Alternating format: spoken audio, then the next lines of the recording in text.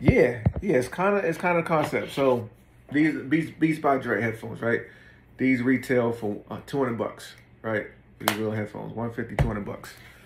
So wholesaling is, let me see if I can explain it.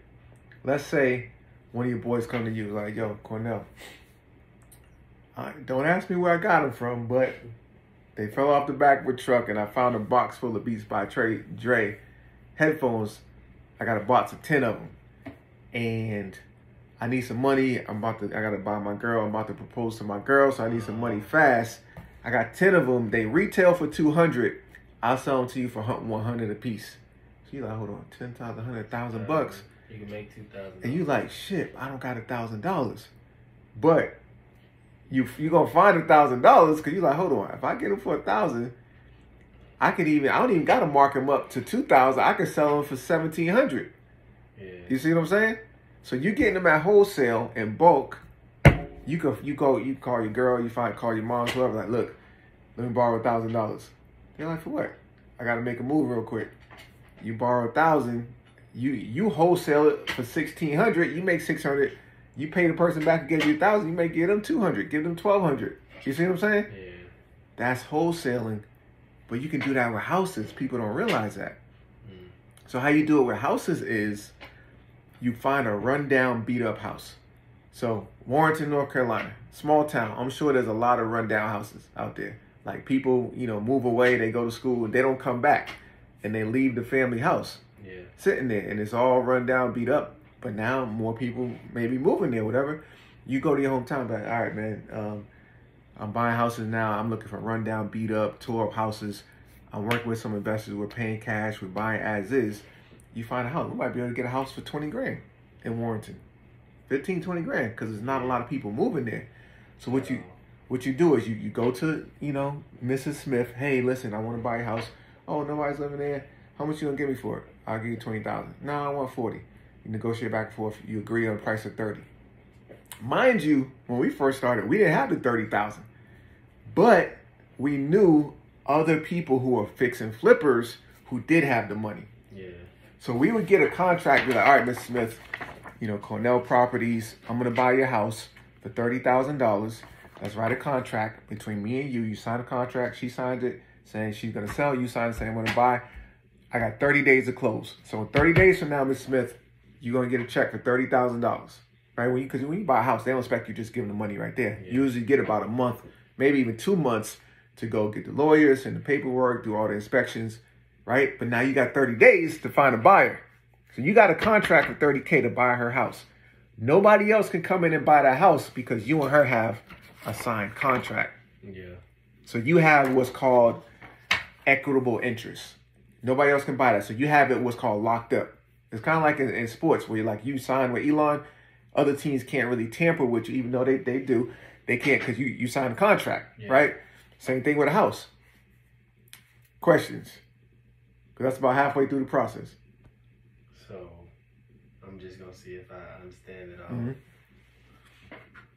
Find a house, invest in it. Yeah, I understand it, yeah. Run down, beat up. Now, you don't got to invest. Here's what you do. I'm going to show you actual contract. $100. So, you can tie up this house with a $100 bill. This is what you put down, Mrs. Smith. Here, this is my deposit, $100. Let's sign the contract. So you didn't have to invest the $30,000. You just gave her a deposit of $100. You're gonna get the other $29,900, Mrs. Smith, at closing. When you go to the lawyer's office, they're gonna give you the rest. This is just my deposit to show you I'm serious. That's all you have to invest is $100. You see what I'm saying? Yeah. So you don't need a lot of money to wholesale, right? Because you're not actually buying it.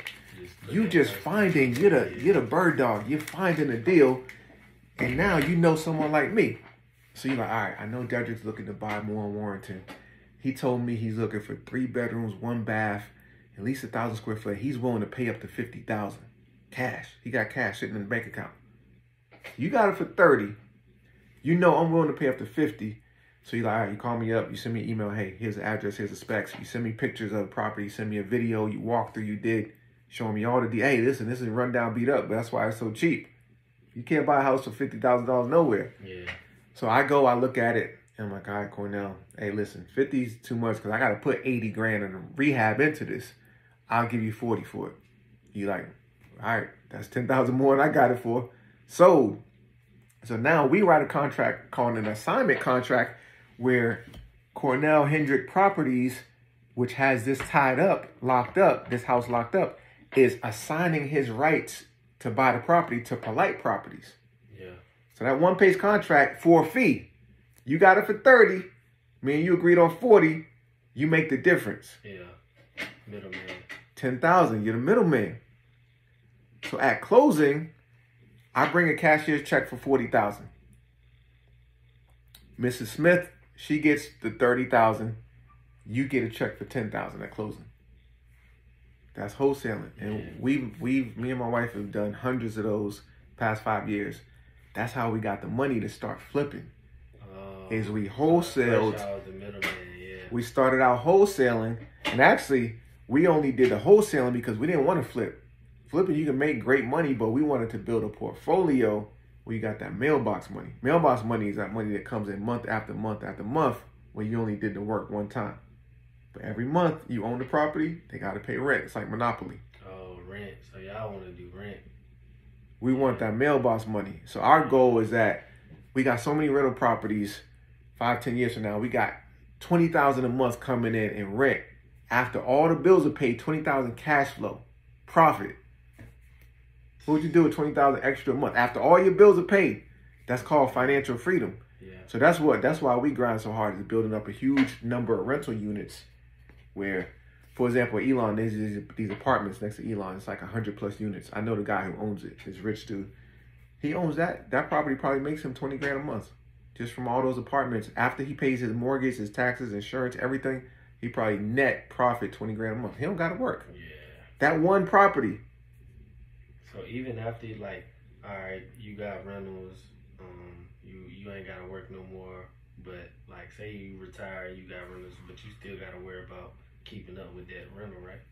Well, it's not really worrying about it. There's always gonna be maintenance. There's always gonna be repairs that need to be made. But that's why we renovate them.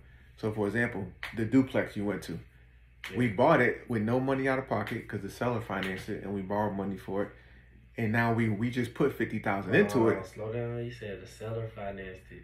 That's a whole another thing, getting into the seller. Well, I'll teach you the seller financing game. But with that, we don't really got to worry about maintenance and keeping up with it because we just redid everything. So, yeah, there's going to be little stuff like, hey, replace a light bulb, replace this. But we just redid everything. So, for the next 10, 20 years, it's not going to be a lot of maintenance. Yeah. You see what I'm saying? So, that's how you deal with that. But again, flipping is great. You see, you can make a lot of money, in a short amount of time. But then also the name of the game is building up that cash flow. That's how you build true wealth, is by owning the property long term. Yeah. Yeah, that definitely makes sense. Yep.